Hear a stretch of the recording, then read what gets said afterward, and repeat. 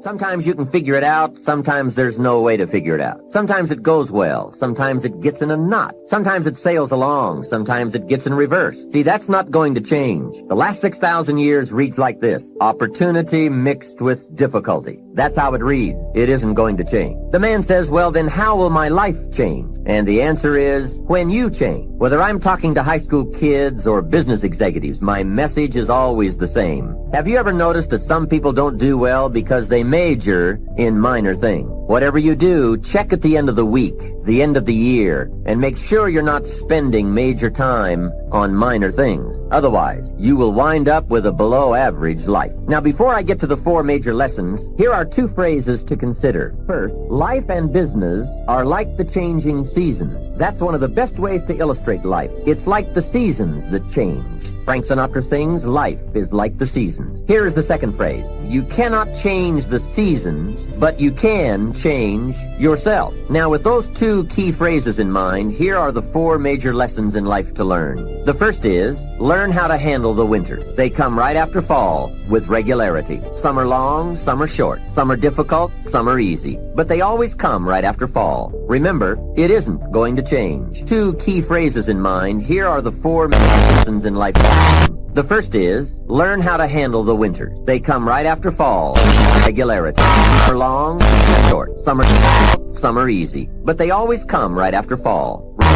It isn't change. Key phrases in mind, here are the 4 lessons in life. The first is, learn how to handle the winters. They come right after fall. Regularity. Some are long, short. Some are but they always come right after fall. It isn't change. Key phrases, and here are the 4 lessons in life. The first is, learn how to handle the winter. Come right after regularity. Some are long, short. Some are, but they all right after fall. It isn't change. Key phrases, and here are the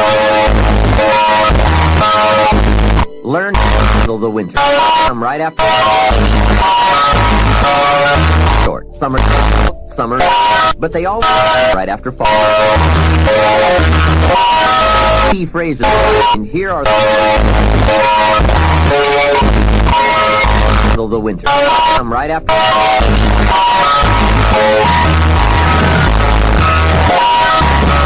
right after fall.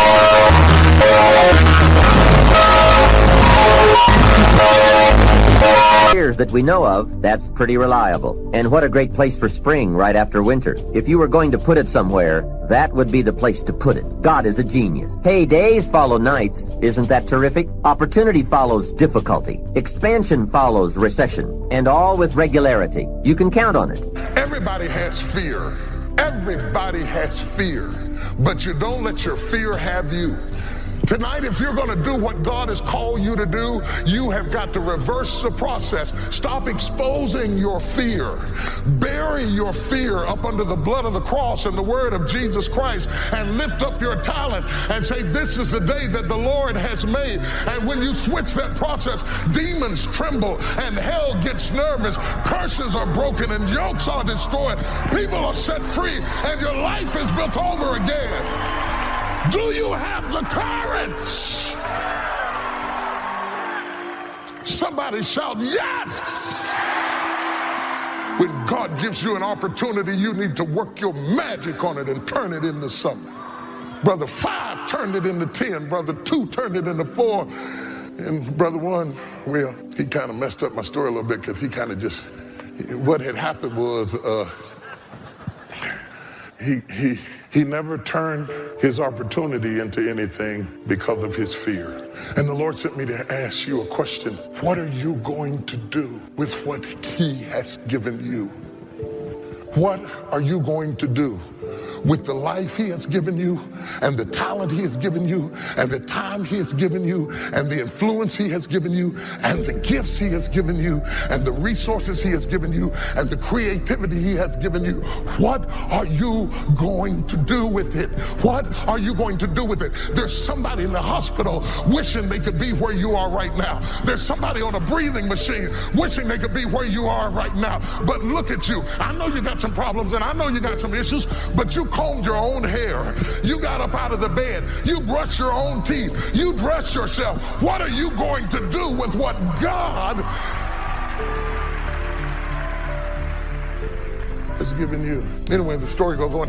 The master took a journey, went into a far country, and he came back. When he came back, walked up to brother number five. Brother number five said, hey, I've been waiting on you to get back. Got something to show you. Remember when you gave me 5? Shazam! I'm bad. He did that little Michael Jackson thing. 10. Brother number 2 said, excuse me, let me show you some. Shazam! 4. I imagine in my mind, brother number 10 looked at brother number 4 and said, how can you be that happy about 4? I got 10 and you got 4. And then brother number 4, if he had any sense, would have told brother number 10, I may not have as many as you have, but both of us have 100% increase over where we started. What I want you to see out of that is that God does not expect you to work with what he has not given you. God is not holding you to somebody else's standard. What God is holding you to is to work that thing on your level.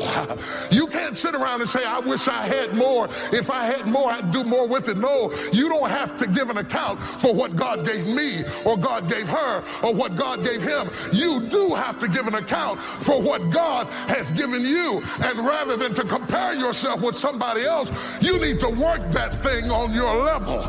You have to write it down. It's a principle of success. Anybody can be successful. You just have to know the principles of success. See, I know the principles of success. I could stop and go start selling tomatoes, and I could go make a lot of money selling tomatoes. You know why? Because I know the principles of success. The second principle you need to know is you have to write it down. But that's the scripture. That's Habakkuk 2:2. Write the vision and make it plain, so that he who reads it will run to it. And even though it tarry, wait for it, for surely it will come at an appointed time. I don't know but 4-5, but I know 4-5 good ones though. Everything I've ever dreamed and asked God for, I done wrote it down. Everything I ever had come from a piece of paper, and everything extra I got come from his grace. I got stuff, he gave me stuff more than on the paper. But see, you ain't got no time for that though. So here's the exercise I want all of you to do. I'm just telling you how to be successful. This is how I did it. I ain't gonna take no course. I don't have no, I flunked out of school. I have no education. I got no education. You know, I did a